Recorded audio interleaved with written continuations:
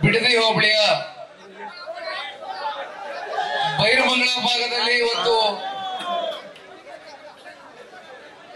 ಕಳೆದ 200 ದಿನಗಳಿಂದ ನಮ್ಮ ರೈತರ ಜಮೀನನ್ನ ಉಳಿಸ್ಕೊಳ್ತಕ್ಕಂತ ಒಂದು ಹಿನ್ನೆಲೆಯಲ್ಲಿ ತಾವೆಲ್ಲರೂ ಕೂಡ ಮನೆ ಮಠವನ್ನ ಬಿಟ್ಟು ಇವತ್ತು ವೇದಿಕೆ ಮುಂಭಾಗದಲ್ಲಿ ಸಾಕಷ್ಟು ಜನ ಬೈರಮಂಗಲ ಇರ್ಬೋದು, ಕೆಂಚಗಾರನಹಳ್ಳಿ ಇರ್ಬೋದು, ಬಿಡದಿ ಇರ್ಬೋದು, ಇನ್ನೂ ಅನೇಕ 10 ಹಳ್ಳಿಗಳು ಸೇರಿದಂತೆ ಎಲ್ಲಾ ಭಾಗದಿಂದಲೂ ಕೂಡ ಇವತ್ತು ರೈತ ಕುಟುಂಬಗಳು, ವಿಶೇಷವಾಗಿ ರೈತ ಮಹಿಳೆಯರು ಕೂಡ ಇವತ್ತು ಇಲ್ಲಿ ಆಕ್ರೋಶ ಭರಿತವಾದಂತ ಈ ಒಂದು ಹೋರಾಟದ ಸಭೆಯಲ್ಲಿ ನಾನು ಅವಾಗಿಂದ ನೋಡ್ತಾ ಇದ್ದೇನೆ. ಬಿಸಿಲು ಬರುತ್ತೆ, ಮತ್ತೆ ಮೋಡ ಬರುತ್ತೆ, ಆದ್ರೆ ಇದು ಯಾವುದನ್ನು ಕೂಡ ನೀವು ಲೆಕ್ಕಿಸಿದಿರ. ಮುಂದಗಡೆ ವೇದಿಕೆ ಮುಂಭಾಗದಲ್ಲಿ ಕೂತು ಪ್ರತಿಯೊಬ್ಬರು ಮಾತನಾಡ್ತಕ್ಕಂಥದನ್ನ ಅತ್ಯಂತ ಸೂಕ್ಷ್ಮವಾಗಿ ಕೇಳಿಸ್ಕೊಳ್ತಕ್ಕಂಥ ಒಂದು ಸೌಜನ್ಯತೆಯನ್ನ ತೋರಿಸಿದ್ದೀರಣ್ಣ. ಇವತ್ತು ಇದು ಯಾವುದ ಜನತಾದಳ ಪಕ್ಷದ ಸಭೆಯಲ್ಲ. ಇಲ್ಲಿ ಯಾವುದೇ ಒಂದು ರಾಜಕೀಯದ ಒಂದು ಉದ್ದೇಶಕ್ಕಾಗ್ಲಿ, ರಾಜಕೀಯದ ಲಾಭಕ್ಕಾಗ್ಲಿ ಇವತ್ತು ನಾವು ನಿಮ್ಮ ಹೋರಾಟ ಅಲ್ಲ, ಇದು ನಮ್ಮ ಹೋರಾಟ ಅಂತಕ್ಕಂಥದ್ದನ್ನ ಭಾವಿಸಿ ಇವತ್ತು ಈ ಒಂದು ವೇದಿಕೆಯಲ್ಲಿ ನಿಮ್ಮ ಮುಂದೆ ಎದುರುಗಡೆ ಬಂದು ನಿಂತು ಮಾತನಾಡ್ತಕ್ಕಂಥದಕ್ಕೆ ಬಂದಿದ್ದೇವಣ್ಣ. ಈಗಾಗಲೇ ನಿಮ್ಮೆಲ್ಲರನ್ನ ಉದ್ದೇಶಿಸಿ ಪ್ರಾಸ್ತಾವಿಕವಾಗಿ ಮಾಗಡಿ ವಿಧಾನಸಭಾ ಕ್ಷೇತ್ರದ ನಿಕಟಪೂರ್ವ ಶಾಸಕರು ಬೈರಮಂಗಲ ಮಂಜಣ್ಣ ಅವರು ಮದುವೆ ಆಗಿರ್ತಕ್ಕಂಥ ಅಕ್ಕನವರ ಊರು ಅಂತಕ್ಕಂಥದ್ರ ಬಗ್ಗೆ ನನಗೂ ಕೂಡ ಬಹಳಷ್ಟು ಸಂದರ್ಭದಲ್ಲಿ ಹೇಳಿದ್ದಾರೆ. ಬಹುಶಃ ಇಲ್ಲೇ ಮನೆ ಇರೋದ, ಈಗಲೂ ಕೂಡ ನಿಮ್ ಮುಂದೆ ಅದನ್ನೇ ವಿಚಾರವನ್ನ ಮುಂದೆ ಇಟ್ಟಿದ್ದಾರಣ್ಣ. ಯಾವ ರೀತಿ ಮಂಜಣ್ಣ ಅವರಿಗೆ ಇದು ಅವರ ಸ್ವಂತ ಊರಾಗಿದೆಯೋ, ಬಹಳ ಜನ ರಾಜಕೀಯ ವಿರೋಧಿಗಳು ಹೇಳ್ತಾರೆ ಎಲ್ಲೋ ಹಾಸನ್ನಿಂದ ಬಂದಿರತಕ್ಕಂಥವ್ರು. ಹಾಸನ್ನ ಹರದನಹಳ್ಳಿಯಲ್ಲಿ ದೇವೇಗೌಡರು ಸಾಹೇಬರು, ದೇವೇಗೌಡರ ಕುಟುಂಬ ಜನ್ಮ ತಾಳಿದ್ರು ಕೂಡ ರಾಮನಗರ ಜಿಲ್ಲೆಯಲ್ಲಿ ಒಂದು ರಾಜಕೀಯವಾಗಷ್ಟೇ ಅಲ್ಲ, ಒಂದು ಭಾವನಾತ್ಮಕವಾದಂತ ಒಂದು ಸಂಬಂಧ, ಒಂದು ಸಂಪರ್ಕ ನಿರಂತರವಾಗಿ ಕಳೆದ 30-35 ವರ್ಷಗಳಿಂದ, ಅಂದ್ರೆ 3-4 ದಶಕಗಳಿಂದ ಸನ್ಮಾನ್ಯ ದೇವೇಗೌಡರು ಸಾಹೇಬರು, ಸನ್ಮಾನ್ಯ ಕುಮಾರಣ್ಣವರು ವಿಶೇಷವಾಗಿ ಇವತ್ತು ನಾವೇನು ಬಿಡದಿ ವ್ಯಾಪ್ತಿಯಲ್ಲಿ ನಿಂತು ಮಾತನಾಡ್ತಾ ಇದ್ದೇವೆ. ಇವತ್ತು ನಾವು ಕೂಡ ಬಿಡದಿನಲ್ಲಿ ವಾಸವಾಗಿರ್ತಕ್ಕಂಥ ನಿವಾಸಿಗಳೇ, ನಾವು ರೈತರ ಮಕ್ಕಳು. ಕಳೆದ ಹಲವಾರು ತಿಂಗಳುಗಳಿಂದ ಪ್ರತಿನಿತ್ಯ ನೀವು ಯಾತನೆಯನ್ನ ಏನು ಅನುಭವಿಸ್ತಾ ಇದ್ದೀರಿ, ನಿಮ್ಮೆಲ್ಲರ ಮನಸ್ಸುಗಳಲ್ಲಿ ಒಂದು ಪ್ರಶ್ನೆ ಕಾಡಿರಬಹುದು, ಒಂದು ಪ್ರಶ್ನೆ ನಿಮ್ಮಲ್ಲೇ ಉಟ್ಕೊಂಡಿರಬಹುದು, ಅಥವಾ ಅದನ್ನ ಬೇರೆ ಬೇರೆಯವರು ನಾನಾ ರೀತಿಯಾದಂತ ವಿಶ್ಲೇಷಣೆ ಮಾಡುವ ಮೂಲಕ ಹುಟ್ಟಾಕಿರಬಹುದು. ಆದ್ರೆ ಒಂದು ಮಾತು ನಾನು ಈ ಸಂದರ್ಭದಲ್ಲಿ ಬಹಳ ಸ್ಪಷ್ಟವಾಗಿ ಹೇಳಲಿಕ್ಕೆ ಬಯಸ್ತೇನೆ. ಇವತ್ತು ಸನ್ಮಾನ್ಯ ಕುಮಾರಣ್ಣ ಅವರು ನವದೆಹಲಿಗೆ ಹೋಗಿರಬಹುದು, ಕೇಂದ್ರದಲ್ಲಿ ಸಚಿವ ಸ್ಥಾನವನ್ನು ಅಲಂಕರಿಸಿದ್ದಾರೆ ಸತ್ಯ. ಆದರೆ ಅವ್ರಿಗೆ ಜೀವ ಯಾವತ್ತಿಗೂ ಮಿಡಿತಕ್ಕಂಥದ್ದು ಪ್ರತಿ ಕ್ಷಣ ರಾಮನಗರ ಜಿಲ್ಲೆಯ ರೈತರ ಪರವಾಗಿ ಅಂತಕ್ಕಂಥದ್ದನ್ನ ಈ ಸಂದರ್ಭದಲ್ಲಿ ಮಂಜಣ್ಣ ಅವರಿಗೆ ಇತ್ತೀಚೆಗೆ ಆರೋಗ್ಯದಲ್ಲಿ ಸಣ್ಣ ಪುಟ್ಟ ಏರುಪೇರುಗಳಾಯ್ತು. ನಾ ಮಂಜಣ್ಣ ಅವ್ರಿಗೆ ಹೇಳ್ತಾನೆ ಬಂದೆ, ಮಂಜಣ್ಣ ಅವರೇ, ನಾವು ಒಂದು ದಿನದ ಹೋರಾಟ ಮಾಡಿದ್ರೆ ಇದನ್ನ ಇತ್ಯರ್ಥ ಮಾಡ್ಲಿಕ್ಕೆ ಆಗೋದಿಲ್ಲ. ಯಾಕೆಂದ್ರೆ ನಾವು ಹೋರಾಟ ಮಾಡ್ತಾ ಇರ್ತಕ್ಕಂಥದ್ದು ಮನುಷ್ಯರ ಮೇಲಲ್ಲ, ರಾಕ್ಷಸರ ಮೇಲೆ ಅಂತಕ್ಕಂಥದ್ದು ಇವತ್ತೇನು ಬಂದು ಇವತ್ತು ಹೋರಾಟಕ್ಕೆ ಮೊದಲನೇ ದಿನ ಪಾದಾರ್ಪಣೆಯನ್ನು ಮಾಡಿದ್ದೀವಿ. ಒಂದು ಮಾತು ನಾನು ಬಹಳ ಸ್ಪಷ್ಟವಾಗಿ ತಿಳಿಸ್ಲಿಕ್ಕೆ ಬಯಸ್ತೇನೆ. ಇವತ್ತು ಜನತಾದಳ ಪಕ್ಷ ಈ ರಾಜ್ಯದಲ್ಲಿ ಸ್ಥಾಪನೆ ಆಗಿದೆ ಅಂದ್ರೆ ಅದು ರೈತ ಪರವಾದಂತ ಹೋರಾಟ, ರೈತ ಪರವಾದಂತ ಬದ್ಧತೆ, ರೈತ ಪರವಾದಂತ ಕಾಳಜಿಯಿಂದ ಇವತ್ತು ಈ ಪಕ್ಷ ಇಲ್ಲಿವರೆಗೂ ನಿಮ್ಮಂತ ಪುಣ್ಯಾತ್ಮ ತಂದೆ ತಾಯಂದ್ರಗಳ ಪ್ರೀತಿಯಿಂದ ಉಳ್ಕೊಂಡ್ ಬಂದಿದೆ. ಇಂಥ ಒಂದು ಸಂದರ್ಭದಲ್ಲಿ ನಿಮಗೆ ಒಂದು ಮಾತನ್ನ ನಾನು ಸನ್ಮಾನ್ಯ ದೇವೇಗೌಡರು ಸಾಹೇಬರು ಹಾಗೂ ಸನ್ಮಾನ್ಯ ಕುಮಾರಣ್ಣ ಅವರ ಪರವಾಗಿ ಬಹಳ ಸ್ಪಷ್ಟವಾದಂತ ಮಾತನ್ನ ತಿಳಿಸ್ಲಿಕ್ಕೆ ಬಯಸ್ತೇನೆ. ಇವತ್ತೇನು ನಿಮ್ಮ ಈ ಒಂದು ಜಮೀನನ್ನ 9,000 ಎಕರೆನೋ 8,500 ಎಕರೆನೋ ಜಮೀನು ಇವತ್ತೇನು ಈ 10 ಹಳ್ಳಿಗಳಲ್ಲಿ ಇವತ್ತೇನು ನೀವೆಲ್ಲರೂ ನಿಮ್ಮ ತಾತ, ನಿಮ್ಮ ಅಜ್ಜ, ನಿಮ್ಮ ಮುತ್ತಾತ, ನಿಮ್ಮ ತಂದೆ, ಈಗ ನನ್ನ ವಯಸ್ಸಿನ ಯುವಕರ ಕಾಲ್ಗಡದವರೆಗೂ ಮುಂದಿನ ಭವಿಷ್ಯದ ಪೀಳಿಗೆಗಳು ಕೂಡ ಇವತ್ತು ಈ ಪ್ಲೇ ಕಾರ್ಡ್ಸ್ ಇಟ್ಕೊಂಡು ಕೂತಿದ್ದಾರೆ. ನನ್ನ ಮನ್ಸು ಒಪ್ಲಿಕ್ಕಿಲ್ಲ ಮಕ್ಕಳ ಕೈಲಿ ಪ್ಲೇ ಕಾರ್ಡ್ಸ್ ಇಡ್ಸಕ್ಕೆ.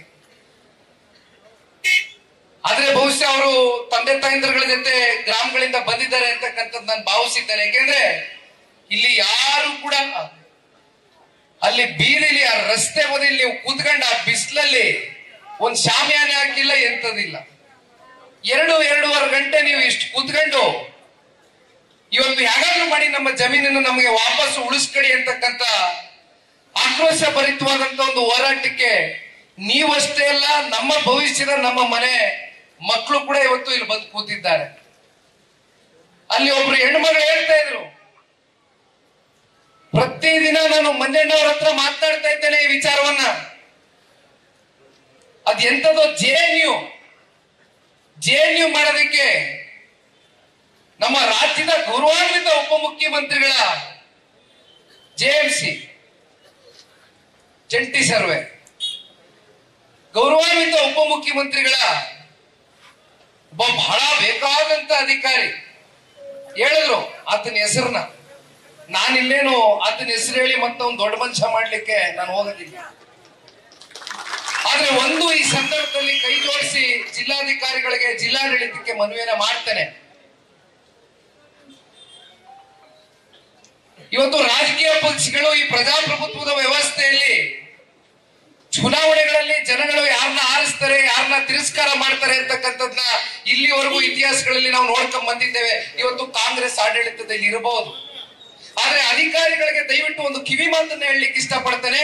ಯಾಕೆಂದ್ರೆ ಎಂದೂ ಕೂಡ ಸನ್ಮಾನ್ಯ ಕುಮಾರಣ್ಣ ಅವ್ರನ್ನ ನೀವು ಬೆಳೆಸಿರ್ತಕ್ಕಂಥ ಜನ ಇಲ್ಲಿ, ಹರಿಸಿರ್ತಕ್ಕಂಥ ಜನ ಇಲ್ಲಿ, ರಾಜಕೀಯವಾಗಿ ಅತ್ಯಂತ ಉನ್ನತವಾದಂತ ಪದವಿಗೆ ತಲುಪಲಿಕ್ಕೆ 2 ಬಾರಿ ಈ ಜಿಲ್ಲೆಯ ಜನತೆ, ನಮ್ಮ ತಾಲೂಕಿನ ಜನತೆ ಅವ್ರನ್ನ ಮುಖ್ಯಮಂತ್ರಿ ಮಾಡಿರ್ತಕ್ಕಂಥ ಪುಣ್ಯ ಸ್ಥಳ ಇದು. ಕುಮಾರಣ್ಣ ಒಂದು ದಿನ ಅವರ ಅಧಿಕಾರದಲ್ಲಿ ಹಸ್ತಕ್ಷೇಪವನ್ನ ಮಾಡಲಿಲ್ಲ.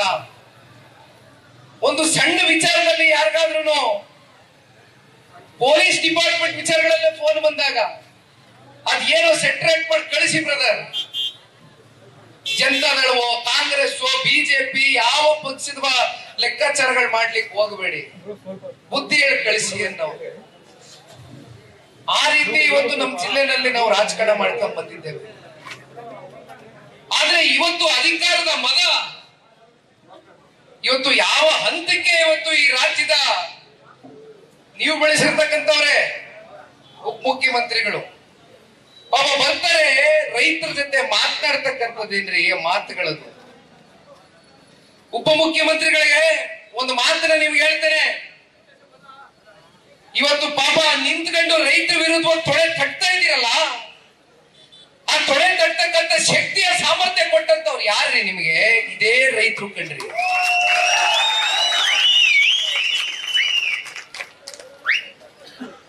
ಬಹಳ ದಿನ ನೀವು ತೊಡೆ ತಟ್ಟಕ್ಕಾಗಲ್ಲ. ಇವತ್ತು ರೈತರು ಒಬ್ಬ 4 ಜನ ಈ ಭಾಗದಲ್ಲಿ ನಮ್ಮ ಜಿಲ್ಲೆಯ ಜನತೆ 4 ಜನ ಶಾಸಕರನ್ನ ಇವತ್ತು ಆಯ್ಕೆ ಮಾಡಿ ಕೊಟ್ಟವರಲ್ಲ. ಮುಂದೊಂದು ದಿನ ಇವತ್ತು ಏನು ಇದೇ ತೊಡೆ ತಟ್ತಾ ಇದೀರಿ, ನಿಮ್ ತೊಡೆ ಮುರಿತಕ್ಕಂಥ ದಿನಾನು ಬಹಳ ದೂರ ಇಲ್ಲ. ಇದೇ ರೈತರು ನಿಮ್ಮ ತೊಡೆಯನ್ನು ಮುರಿದು ಮನೆ ಕಳಿಸ್ತಕ್ಕಂಥ ದಿನಗಳು ಬಹಳ ದೂರ ಇಲ್ಲ. ಓಹೋ ಹೇಳ್ತಾರೆ, ಏನು ಮಕ ನೋಡ್ಬಿಟ್ರೆ ಗೊತ್ತಾಗ್ಬಿಡ್ತದಂತೆ. ನೀವು ಯಾರು ನನ್ಗೆ ಗೊತ್ತಿದೆ, 2 ಪದಗಳು ದಳ್ಳಾಳಿಗಳು, ಬ್ರೋಕರ್ಗಳು. ಮಾನ್ಯ ಮುಖ್ಯಮಂತ್ರಿಗಳಿಗೆ ಸನ್ಮಾನ್ಯ ದೇವೇಗೌಡರ ಮನೆ ಬಾಗಿಲಾಗ್ಲಿ, ಸನ್ಮಾನ್ಯ ಕುಮಾರಣ್ಣ ಅವ್ರ ಮನೆ ಬಾಗಿಲಾಗ್ಲಿ, ದಳ್ಳಾಳಿಗಳಾಗ್ಲಿ, ಏಜೆಂಟ್ಗಳಾಗ್ಲಿ, ಇವಾಗ ಏನ್ ಈ ಪ್ರಾಜೆಕ್ಟ್ ಮಾಡಕ್ಕೆ ಪಾಪ ಬಹಳ ವೇಗದಿಂದ ಹೊರಟು ಬಿಟ್ಟಿದ್ದೀರಲ್ಲ. ಯಾರಿಗೋಸ್ಕರ ಮಾಡ್ತಾ ಇದ್ದೀರಿ ಈ ಯೋಜನೆನ? GBIT, GBDA ಮೂಲಕ GBIT ಅದೆಂತದು 2000 ಎಕರೆಯಲ್ಲಿ ಎಂತ ಸಿಟಿ ಅಣ್ಣ? Artificial intelligence, AI city. ನೋಡಿ ತಿಳ್ಕೊಂಡಿದ್ದೀರಾ? ನಮ್ಮ ಯುವಕರು ಓದವ್ರೆ, ರೈತರ ಮಕ್ಕಳು ನೋಡಿ ಹೆಂಗ್ ಹೇಳ್ತಾರೆ. ರೈತರ ಮಕ್ಕಳು, ರೈತರು ಓದ್ದೇ ಹೋದ್ರು ಕೂಡ ಬುದ್ಧಿವಂತರು, ಪ್ರಜ್ಞಾವಂತರು, ತಿಳುವಳಿಕೆದಾರರು ಯಾವನ್ಸ್ಬಿಡ್ತೀವಿ ಅನ್ಕಬಿಡಿ. ಪಾಪ 2000 ಎಕರೆಯಲ್ಲಿ ಅದೆಂತದೋ AI ಸಿಟಿ ಮಾಡ್ತೀನಿ ಅಂತೀರಲ್ಲ ಸ್ವಾಮಿ. ಕಳೆದ 6 ತಿಂಗಳು, 1 ವರ್ಷ, 2.5 ವರ್ಷದಿಂದ ಆ ಬೆಂಗಳೂರು ನಗರದಲ್ಲಿ ಬಹುಶಃ ನೀವೆಲ್ಲ ಮಾಧ್ಯಮಗಳಲ್ಲಿ ಚರ್ಚೆ ನೋಡಿದ್ರೆ ಏನೋ, ನಿಮ್ ಯೋಗ್ಯತೆಗೆ ಗುಂಡಿ ಮುಚ್ಚಕ್ ನಿಮ್ಮ ಹತ್ರ ದುಡ್ಡಿಲ್ಲ ಈ ಸರ್ಕಾರದಲ್ಲಿ. ನಮ್ ತಾಯಂದ್ರ ಕೈ ಜೋಡಿಸಿ ಮನವಿ ಮಾಡ್ತೀನಿ ಕಣ್ರವ. ಅದೆಂತದೋ 5 ಗ್ಯಾರಂಟಿ ಅಂತ ಹೇಳ್ತಾರೆ. ನಾವು ಗ್ಯಾರಂಟಿಗಳನ್ನ ವಿರೋಧ ಮಾಡ್ತಾ ಇಲ್ಲ ಕಣವ. ಆದ್ರೆ ನಿಮಗೆ ಸರ್ಕಾರ ಏನ್ ಹೇಳಿತ್ತು? ಅವರ ಪ್ರಣಾಳಿಕೆಯಲ್ಲಿ ಅವ್ರು ಹೇಳದಂತ ನುಡಿಮುತ್ತಿನ ಮಾತುಗಳು ನಾವ್ ಹೇಳ್ತಾ ಇಲ್ಲ ತಾಯಿ. ಪ್ರತಿ ತಿಂಗಳು 2000 ರೂಪಾಯಿ ಕೊಡ್ತೀನಿ ಅಂದ್ರು. ಯಾವಾಗ ಬರ್ತದೆ 2000? ಲೋಕಸಭೆ ಚುನಾವಣೆ ಬಂದಾಗ 4 ತಿಂಗಳಿಗೆ ಒಂದೇ ಸಲ ಹಿಡ್ಕೊಂಡು ಬಡ್ದು ಬಿಟ್ರು ನಿಮ್ ಖಾತೆಗಳಿಗೆ. ಮತ್ತೆ ಇಲ್ಲಿ ಚನ್ನಪಟ್ಟಣ ಶಿಗ್ಗಾವಿ ಸೆಂಟರ್ನಲ್ಲಿ ಒಂದು ಉಪಚುನಾವಣೆ ಆಯ್ತು. 4 ತಿಂಗಳು ನೋಡಿ, ಒಬ್ಬ ಯುವಕ ಹೇಳ್ತಾನೆ, 4 ತಿಂಗಳು ಲೆಕ್ಕ ಹೇಳ್ತಾನೆ. ಯಾರು ದುಡ್ಡು ಕೊಡ್ತಾವ್ರವ ಅವರು? ಅದೆಂತದೋ ನಮ್ಮ ನಮ್ಮ ಹಕ್ಕು, ನಮ್ಮ ತೆರಿಗೆ. ಮತ್ತ ಅದೆಂತದೋ ಇಲ್ಲಿ ಮೇಕೆದಾಟೊಂದು ತೂರಾಡ್ಕೊಂಡು ಹೋದ್ರಲ್ಲಪ್ಪ. ನಮ್ಮ ನೀರು ನಮ್ಮ ಹಕ್ಕು, ನಮ್ಮ ನೀರು ಕಂಡೋರ್ ಪಾಲ ಹೋಗಿದೆ ಇವತ್ತು. ಅದ್ರ ಬಗ್ಗೆನೂ ಮಾತಾಡ್ತೀನಿ. ಮೇಕೆದಾಟು ಪಾಪ ಕೇಳಿದಾರೆ ಅಂತ ಮಾಧ್ಯಮ, ನಾನು ಉತ್ತರ ಕೊಡ್ತೇನೆ ಅದಕ್ಕೆ. ಅಣ್ಣ, ಇವತ್ತು ನಾವು ಈ ವಿಚಾರದಲ್ಲಿ ಒಂದು ತಿಳ್ಕೋಬೇಕಾಗಿರ್ತಕ್ಕಂಥದ್ದು, ಎಷ್ಟು ಸಾವಿರ ಕೋಟಿ ಪ್ರಾಜೆಕ್ಟ್ ಅಂತ ಹೇಳ್ತಾರೆ? 20,000 ಕೋಟಿ ಪ್ರಾಜೆಕ್ಟ್ ಅಂದ್ರು. ಈಗ ಹೇಳ್ತಾ ಇರ್ತಕ್ಕಂಥದ್ದು ಈ 20,000 ಕೋಟಿ ಪ್ರಾಜೆಕ್ಟ್ ಅಲ್ಲಿ ಹಣ ಹೂಡಿಕೆ ಮಾಡ್ತಕ್ಕಂಥದಕ್ಕೆ ದುಡ್ಡು ಎಲ್ಲಿದೆ ಅಂದ್ರೆ, BMRDA ಇಂದ 2,950 ಕೋಟಿ ಸಾಲ ತಗೋತಾರಂತೆ. ಮತ್ತೆ ಬಾಹ್ಯ ಸಾಲ ಬಂದ್ಬಿಟ್ಟು ಹುಡ್ಕೋದಿಂದ ತಗೋತಾರಂತೆ. ಹುಡ್ಕೋದಿಂದ ಹೆಂಗ್ ತಗತ್ತೀರಿ ನೀವು ಸಾಲ? ನೀವು ಬ್ಯಾಂಕ್ ಅಲ್ಲಿ ಲೋನ್ ತಗೋಬೇಕಂದ್ರೆ ನಿಮ್ಗೆ ಸಂಪೂರ್ಣ ಪ್ರಾಸೆಸ್ ನಿಮ್ಗೆ ಗೊತ್ತದೆ. ಏನ್ ಮಾಡ್ಬೇಕಣ್ಣ? ಜಮೀನು ಹಣ ಇಡಬೇಕು, ಶ್ಯೂರಿಟಿ ಕೊಡಬೇಕು, ಅಥವಾ ಮಾರ್ಟ್ಗೇಜ್ ಕೊಡಬೇಕು. ಯಾರು ಕೊಡ್ತೀರಿ? ಉಪಮುಖ್ಯಮಂತ್ರಿಗಳೇ, ನಿಮ್ಮನೆ ಆಸ್ತಿ ಕೊಡ್ತೀರಾ ಮಾರ್ಟ್ಗೇಜ್ಗೆ? ಕಾಂಗ್ರೆಸ್ ಪಕ್ಷದ ನಿಮ್ಮ ಶಾಸಕರ ಆಸ್ತಿ ಕೊಡ್ತೀರಾ ಮಾರ್ಟ್ಗೇಜ್ಗೆ? ಇರ್ಲಿಲ್ಲ, ಬೇಡ. ವೈಯಕ್ತಿಕನು ಬೇಡ, ನಾನು ಹೋಗಲ್ಲ ಆ ಮಟ್ಟಕ್ಕೆ, ಬೇಡ. ಕೊನೆಗೆ ನೀವು ಕೊಡ್ತಕ್ಕಂಥದ್ದು ರೈತರ ಭೂಮಿ. ಮೊದಲು ನೀವೇನ್ ಅನ್ಕೊಂಡ್ರಿ? ಮಹಾನ್ ಭಾವರು ಏನಂದ್ರಿ? 9,000 ಎಕರೆಯಲ್ಲಿ ಇವ್ರ ಲೆಕ್ಕಾಚಾರ ಇದ್ದಿದ್ದು ಕನಿಷ್ಠ ಪಕ್ಷ 3,500 ಇಂದ 4,000 ಸರ್ಕಾರಿ ಸವಲತ್ತಲ್ಲಿ ಇರ್ತಕ್ಕಂಥ ಜಮೀನು ಮಾಲೀಕತ್ವ ಸಿಕ್ಬಿಡ್ತದೆ ನಮಗೆ. ಇನ್ನೊಂದ್ 1,000 ಎಕರೆ ಹೆಂಗಾದ್ರೂ ಹಂಗೋ ಹಿಂಗೋ ಒಂದು ಒಪ್ಪಿಸ್ಬಿಟ್ರೆ ರೈತರಿಗೆ 1,000 ಎಕರೆ ದುಡ್ಡು ಹೊಂದಿಸಿ, ಅಲ್ಲಿಗೆ 5,000 ಎಕರೆ ನಾವು ಮಾರ್ಟ್ಗೇಜ್ ಇಟ್ಬಿಡ್ಬೋದು ಹುಡ್ಕೋಗೆ ಅಂತಕ್ಕಂಥದ್ದು ಪಾಪ ನಿಮ್ ತಲೆನಲ್ಲಿ ನೀವು ಸ್ಕೆಚ್ ಹಾಕೊಂಡಿದ್ರಿ. ಕೊನೆಗೆ ಏನಾಯ್ತು ಇವಾಗ? ಇಲ್ಲೇ ಮಂಜಣ್ಣ ಅವ್ರು ಹೇಳಿದ್ರು, ನಿಮ್ಗೆಲ್ಲ ಗೊತ್ತಿದೆ, 720 ಎಕರೆ ಇವತ್ತು ಸರ್ಕಾರದ ಮಾಲೀಕತ್ವದಲ್ಲಿ ಇರ್ತಕ್ಕಂಥ ಜಮೀನು. ಇನ್ನೊಂದು 1,000 ಎಕರೆ ನಿಮ್ಗೆ ಇಲ್ಲೆಲ್ಲ ನದಿ ಮೂಲದ ವೃಷ್ಣಾವೃತಿ ನದಿ, ಇವೆಲ್ಲ ಬಫರ್ ಝೋನ್ಗಳು, ವಾಟರ್ ಬಾಡಿಗಳು, ಇವೆಲ್ಲ ಸೇರಿ ಇನ್ನೊಂದು 1,000 ಎಕರೆ. 2013ರ ಭೂ ಸ್ವಾಧೀನ ಪರಿಹಾರ ಕಾಯ್ದೆ ನಿಮ್ಗೆಲ್ಲ ಗೊತ್ತಿದೆಯಣ್ಣ, ತಿಳುವಳಿಕೆ ಇದೆ. ಏನ್ ಹೇಳುತ್ತೆ ಕಾಯ್ದೆ? ಮಾರುಕಟ್ಟೆ ವ್ಯಾಲ್ಯೂಗಿಂತ 2 ರಿಂದ 3 ಪಟ್ಟು ಜಾಸ್ತಿ ಗ್ರಾಮೀಣ ಪ್ರದೇಶದಲ್ಲಿ ದುಡ್ಡು ಕೊಡಬೇಕು ಅಂತಕ್ಕಂಥದ್ದು ಹೇಳುತ್ತೆ. ಈಗ ಪಾಪ ಬಹಳ ಜನ ಕೇಳ್ತಾರೆ, ಇದು ನಮ್ದಲ್ಲ ಕಣಪ್ಪ ಇದು ಯೋಜನೆ. ಉಪಮುಖ್ಯಮಂತ್ರಿ ಹೇಳ್ತಾರೆ, ಮಾತಾಡ್ತಿದ್ರೆ ಅದೇ ಹೇಳ್ತಾರೆ, ಈ ಯೋಜನೆ ನಂದಲ್ಲ, ಈ ಯೋಜನೆ ರೂಪಿಸಿದ ಕುಮಾರಸ್ವಾಮಿ ಅವರು ಅಂತ ಹೇಳ್ತಾರೆ ಮಹಾನ್ ಭಾವರು. ಒಂದು ಮಾತು ಹೇಳಣ್ಣ, ನನಗೆ 20 ವರ್ಷದ ಹಿಂದೆ ಅಂದ್ರೆ ನನಗೊಂದು 17-18 ವರ್ಷ. ನನಗೆ ತಿಳುವಳಿಕೆ ಬಂದಾಗಿಂದ ನನಗೆ ತಿಳಿದ ಮಟ್ಟಕ್ಕೆ ಅಥವಾ ಇತ್ತೀಚಿನ ದಿನಗಳಲ್ಲಿ ಮತ್ತೆ ಆ ವಿಚಾರವನ್ನ ತಿಳ್ಕೊಳ್ತಕ್ಕಂಥ ಪ್ರಯತ್ನ ಪಟ್ಟಾಗ ಇವತ್ತಿನ ಉಪಮುಖ್ಯಮಂತ್ರಿಗಳು ಯಾವ ರೀತಿ ನಿಮ್ಮ ಜಮೀನನ್ನ ಕಸ್ಕೊಳ್ತಕ್ಕಂಥದಕ್ಕೆ ಇವತ್ತು ರೈತರ ಜೊತೆನಲ್ಲಿ ಕನಿಷ್ಠ ಪಕ್ಷ ಒಂದು ಸಭೆಯನ್ನ ಮಾಡಿದ್ದಾರ? ನಿಮ್ಮನ್ನ ಕರೆದು ಇಂಥ ಯೋಜನೆನ ಸರ್ಕಾರದ ಲೆವೆಲ್ ಅಲ್ಲಿ ನಾವು ಖುದ್ದ ಚರ್ಚೆ ಮಾಡ್ತಾ ಇದ್ದೇವೆ, ಇದನ್ನ ಯಾವ ರೀತಿ ರೂಪಿಸಬಹುದಾ, ಸಾಧಕ ಬಾಧಕಗಳೇನು? ಈಗ ಪರಿಸರ ಎನ್ವಿರಾನ್ಮೆಂಟಲ್ ಕ್ಲಿಯರೆನ್ಸ್ ಬಗ್ಗೆ ಮಾತಾಡಿದ್ರೆ ಪರಿಸರವಾಗಿ ಅಧ್ಯಯನ ಮಾಡಿಲ್ಲ, ಸಾಮಾಜಿಕವಾಗಿ ಅಧ್ಯಯನ ಮಾಡಿಲ್ಲ. ರೈತರ ಪರಿಸ್ಥಿತಿಗಳೇನಾಗ್ತದೆ ಇಲ್ಲಿ ನಿಂತ್ಕೊಂಡು ಒಬ್ರು ಬಹುಶಃ ಪ್ರಕಾಶ್ ಅಣ್ಣ ಅಂತಾರ ಮಾತಾಡಿದ್ರು, ರಾಮಣ್ಣ ಅವ್ರು ಮಾತನಾಡಿದ್ರು, ಹಿರಿಯರು ನಾ ಕೇಳ್ತಾ ಇದ್ದೆ ಒಂದೊಂದು ಮಾತು ಕೂಡ ಹೇಳಿದ್ರಿ ತಾವು. 4 ಲಕ್ಷಕ್ಕೂ ಹೆಚ್ಚು ತೆಂಗಿದೆ ಅಂತ ಈ ಭಾಗದಲ್ಲಿ, ಹೌದಲ್ವೇ? ಮಾವಿನ ಗಿಡಗಳದೆ, ತೋಟಗಾರಿಕೆ ಮಾಡ್ತೀರಿ, ರೇಷ್ಮೆ ಬೆಳಿತೀರಿ, ಇನ್ನ ಹಸ ಕುರಿ ಎಲ್ಲ ಸಾಕೊಂಡಿದ್ದೀರಿ, ಜೀವನ ಪ್ರತಿನಿತ್ಯ ಇದರ ಮೂಲಕ ಜೀವನೋಪಾಯವನ್ನು ಕಟ್ಕೊಂಡಿದ್ದೀರಿ. ಎಷ್ಟು ದುಡ್ಡು ಕೊಡ್ತೀರಿ ಅಂತಾರೆ ಪಾಪ ಇವರು ಬಾಯಿ ಮಾತಲ್ಲಿ ಹೇಳ್ತಕ್ಕಂಥದ್ದು. ಇದು ಇದೇ ಪೇಪರ್ ಮೇಲೆ ಹೇಳೋರ 1.25 ಕೋಟಿಯಿಂದ 1.5 ಕೋಟಿ ಕೊಡ್ತೀನಿ ಅಂತಾರೆ. ಹೌದಪ್ಪ, ಕುಮಾರಣ್ಣ ನೀವು ಪ್ರಶ್ನೆ ಮಾಡಿದ್ರಿ, ಇದು ಯಾವಾಗ? 2006, 20 ವರ್ಷ ಹೆಚ್ಚು ಕಮ್ಮಿ 20 ವರ್ಷ ಆಗೋಗದೆ. ಮುಂದಿನ ವರ್ಷ ಬಂದ್ರೆ 20 ವರ್ಷ ಹೋಗ್ಬಿಡ್ತೀವಲ್ಲಿ.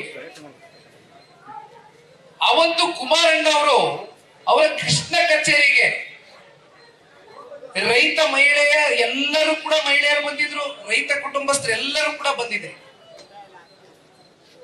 ಆನ್ ಪಾರ್ಟಿ ಯಾವುದು, ಆ ಪಾರ್ಟಿ ಈ ಪಾರ್ಟಿ ಪ್ರಶ್ನೆ ಇರಲಿಲ್ಲ. ರೈತರು ದಯವಿಟ್ಟು ನೋಡೋಣ, ರೈತರಿಗೆ ಪಕ್ಷದ ಹಣೆಪಟ್ಟಿ ಕಟ್ಟದ ಬೇಡ, ದಯಮಾಡಿ ಕೈ ಜೋಡಿಸ್ತೀನಿ. ನಾವಿಲ್ಲಿ ಹಣೆಪಟ್ಟಿ ಕಟ್ತಕ್ಕಂತ ಕಟ್ಕೊಳ್ಳಿ, ಅವ್ರ ಹಣೆ ಬರ, ಅದು ನಾವು ಕಟ್ಟಲ್ಲ. ರೈತರಿಗೆ ಯಾವ ಪಕ್ಷ ಇಲ್ಲ.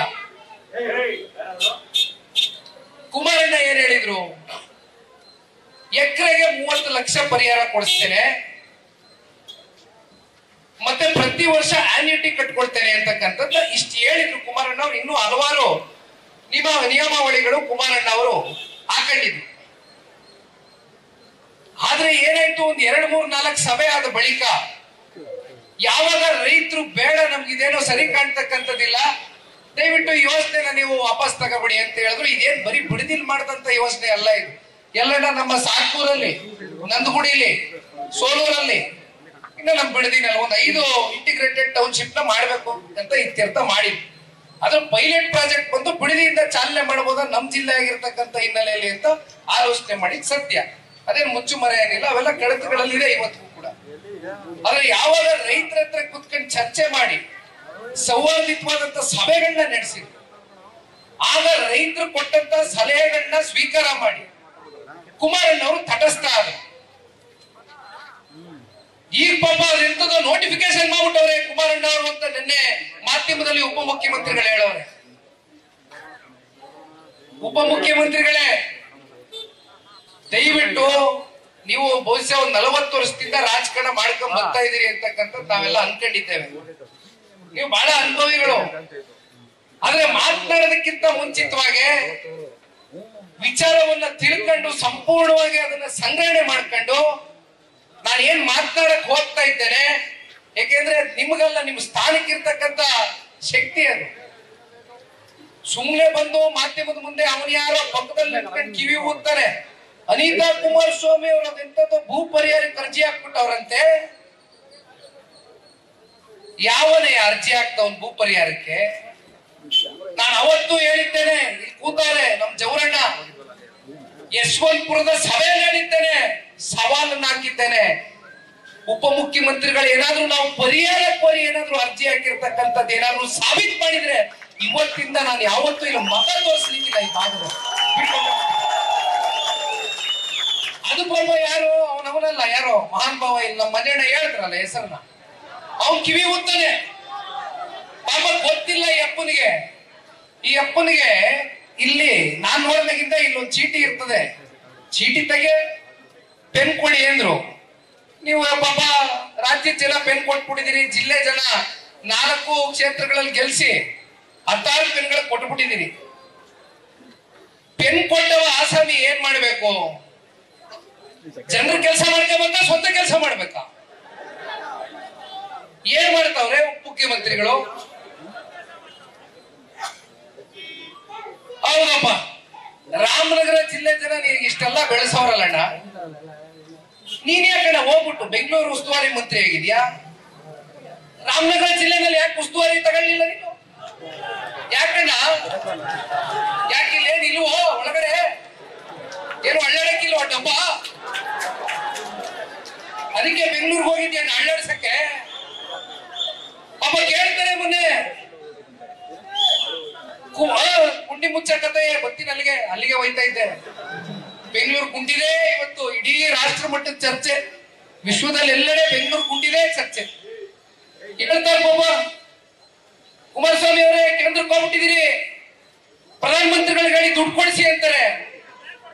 ಅಯ್ಯೋ ನಿಮ್ ಯೋಗ್ಯತೆಗೆ ಮುಖ್ಯಮಂತ್ರಿಗಳೇ, ನೀವು ಗುಂಡಿ ಮುಚ್ಚಕ್ಕೆ ದುಡ್ಡಿಲ್ಲ ಅಂತ ಹೇಳಿದ್ರೆ ಹೇಳ್ರಿ, ಅದು ಕೊಡಿಸುವ. ಇನ್ ನೀವು ಈ ಟೌನ್ಶಿಪ್ ಅಲ್ಲಿ ಮಾಡ್ತೀರಿ, ಯಾವ ಇಂಟಿಗ್ರೇಷನ್ ಮಾಡ್ತೀರಿ, ಯಾವ ಸಿಟಿ ಕಟ್ತೀರಿ, ಯಾವ ಚಂದ್ರಲೋಕ ತೋರಿಸ್ತಾ ಇದೀರಿ ಸ್ವಾಮಿ ನಮ್ಮ ರೈತರಿಗೆ? ಪ್ರತಿದಿನ ಹೋಗೋದು ಜಾಯಿಂಟ್ ಸರ್ವೆ ಎಷ್ಟು ದಿನದಿಂದ ನಡೀತಾ ಇತ್ತಣ್ಣ?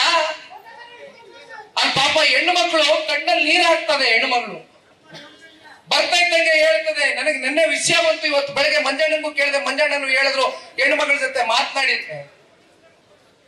ಒಂದ್ ಕಡೆ ಮೊದಲು ಕನ್ವಿನ್ಸಿಂಗು, ಇಲ್ಲ ಇವ್ರು ಯಾಕೋ ಬಗ್ತಾ ಇಲ್ಲ ಅಂದ್ರೆ, ಮತ್ತೆ ನಿನಗೆ ಹಂಗಾಗ್ಬಿಡ್ತದೆ, ನೀನ್ ಹಿಂಗ್ ಮಾಡ್ಬಿಡ್ತೀನಿ ಅಂತ ದಬ್ಬಾಳಿಕೆ, ದೌರ್ಜನ್ಯ, ಎದುರಿಸೋದು, ಬೆದರಿಕೆ. ಪಾಪ ಅಮಾಯಕರ ಮೇಲೆ, ರೈತರ ಮೇಲೆ, ರೈತ ಹೆಣ್ಣು ಮಕ್ಕಳ ಮೇಲೆ ಇವತ್ತು ಕೈ ಎತ್ತಕ್ಕಂತ ಸನ್ನಿವೇಶ ಇವತ್ತು ನಮ್ಮ ಜಿಲ್ಲೆನಲ್ಲಿ ಸೃಷ್ಟಿ ಮಾಡಿರ್ತಕ್ಕಂಥ ಈ ಸಮಾಜಘಾತಕ ರಾಕ್ಷಸರು ಯಾರಣ್ಣ?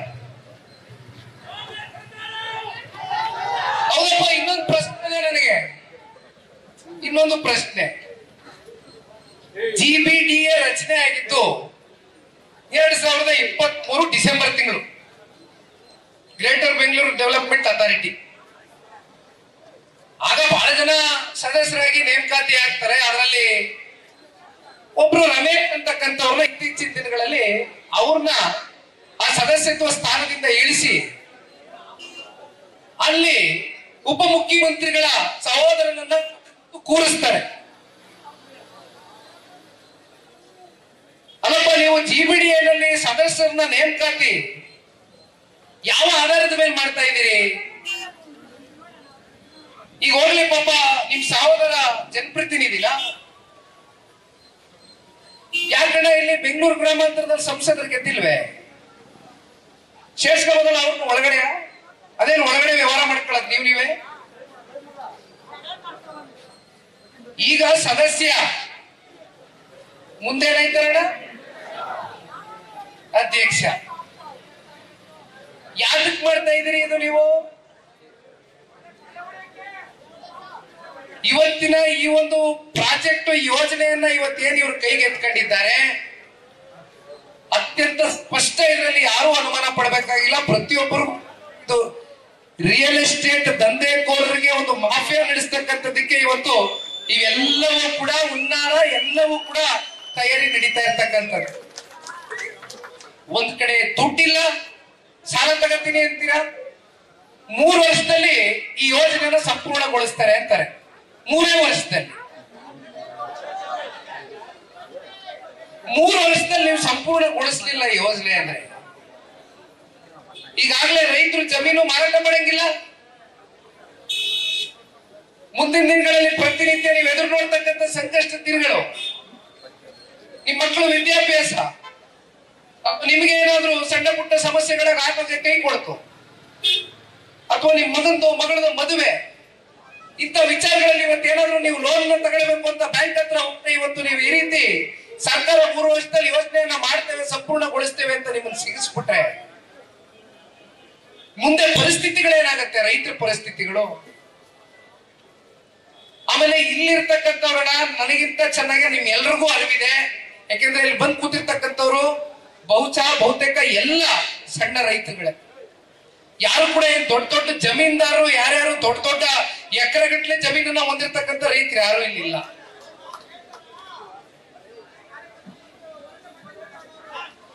ನೀವು ಹೆಂಗೋ ಗೌರವಿತವಾಗಿ ನಿಮ್ ಜೀವನ ಕಟ್ಕೊಂಡು ಹೋಗ್ತಾ ಇದೀರಿ, ಬದುಕು ಕಟ್ಕೊಂಡು ಹೋಗ್ತಾ ಇದೀರಿ.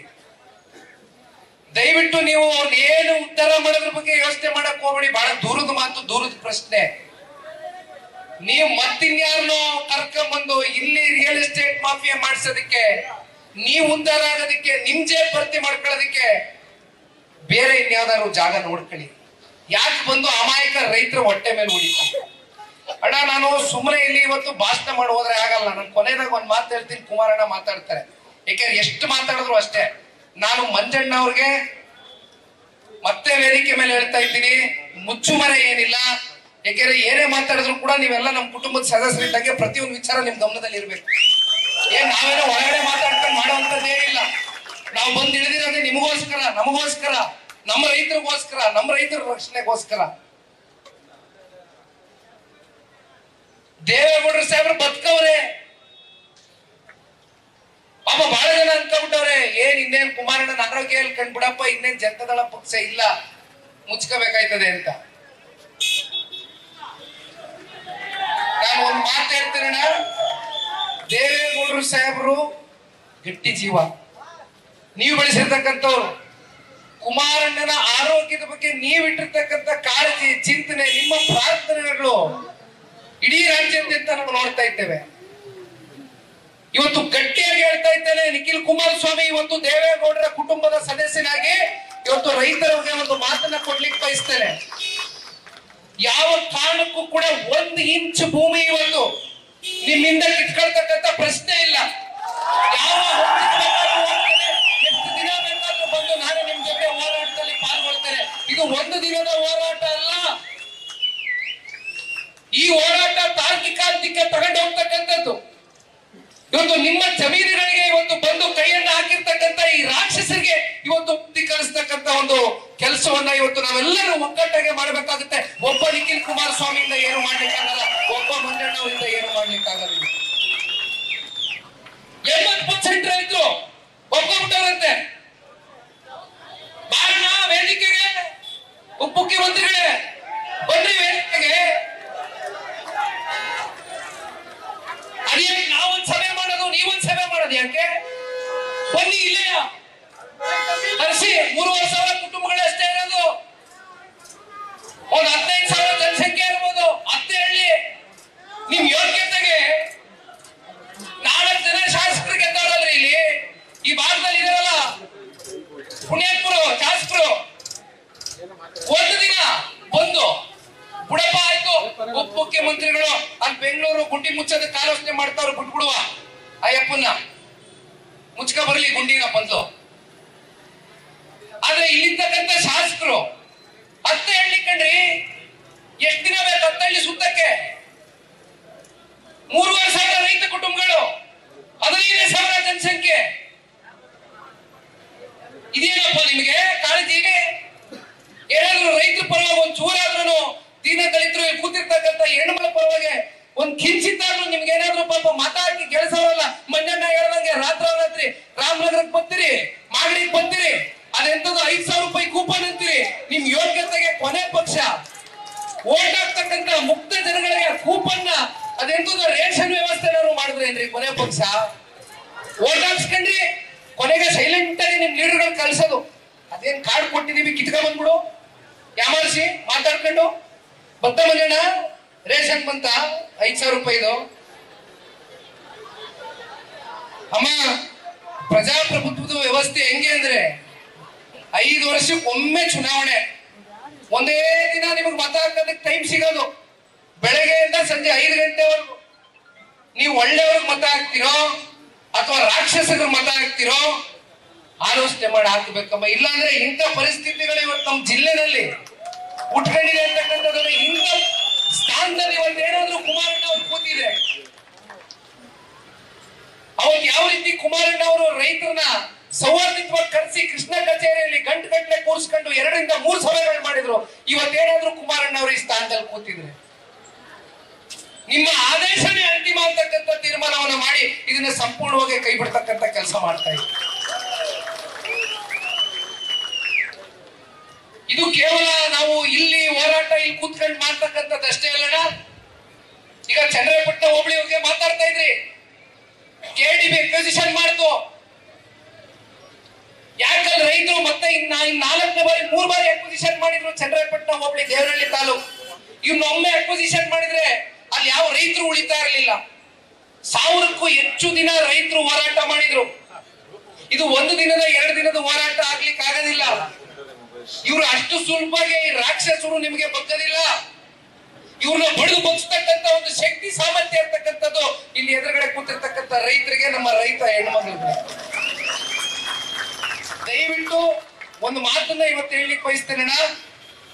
ಇಲ್ಲಿಂದಲೇ ಪಾದಯಾತ್ರೆ ಮಾಡ್ತಕ್ಕಂಥದಕ್ಕೆ ನಾನು ಸಿದ್ಧ ಇದ್ದೇನೆ. ನಡೀರಿ ಕೃಷ್ಣ ಕಚೇರಿಗೆ ಹೋಗೋಣ. ಮುಖ್ಯಮಂತ್ರಿಗಳ ರೈತರ ನಿಯೋಗ ಒಂದು ರೌಂಡ್ ಹೋಗೋಣ. ನಾವೆಲ್ಲರೂ ನಿಮ್ ಜೊತೆ ಬರ್ತೇವೆ. ಇಲ್ಲಿಂದನೇ ಪಾದಯಾತ್ರೆ ತಗೋಣ. ಇವತ್ತು ನೀವೇನು ವಿಟ್ಟೇನಹಳ್ಳಿ ಗೋಲಿಬಾರ್ ಬಗ್ಗೆ ಚರ್ಚೆ ಮಾಡ್ತಾ ಇದ್ರು ಜೆಡಿಎಸ್ ನಾಯಕರು ಬಾಬುರಾವ್.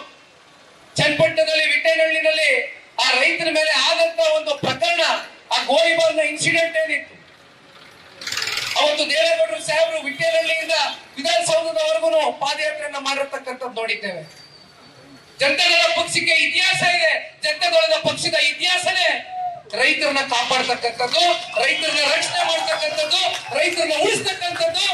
ರೈತರಿಗೆ ಅನ್ಯಾಯ ಆದಂತ ಸಂದರ್ಭದಲ್ಲಿ ಯಾವ ಕಾರಣಕ್ಕೂ ಕೂಡ ಇವತ್ತು ನಾನಿಲ್ಲಿ ಹೊಗಳೇ ಭಾಷಣ ಬಿಡೋದಕ್ಕೋಸ್ಕರ ಬಂದಿಲ್ಲ.